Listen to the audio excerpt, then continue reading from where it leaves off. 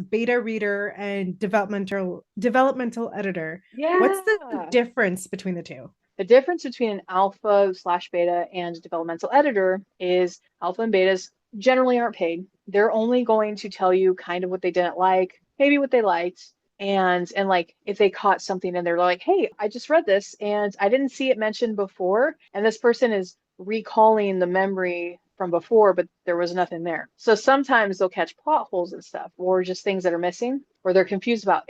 That's another thing too, is a beta reader would generally tell you, hey, I read this thing and I was really confused about this part. And that just means that when you're rewriting your next draft, okay, so they were a little confused about that. I was wondering if there's a way that I can write it to maybe where it wasn't as confusing. If both beta readers or all four or five of your beta readers all said, hey, this was a little confusing, and then you just think about it while you're doing it and fix it, right? So a developmental editor comes in after you've had your beta readers or your alpha readers. They're all saying, they're like all over the board, or they're all saying the same thing, and you're sitting there and you're like, I don't know how to make this work. Like, I know that this is the thing, but I don't know how to make it work. Or the pacing is too slow and I don't know how to make it better. I don't know what I need to change because maybe the feedback wasn't proper or like helpful enough, or you maybe got really helpful feedback, but it wasn't enough to move the story forward or make it at a better pace or anything. So developmental editor comes in and they are paid. They're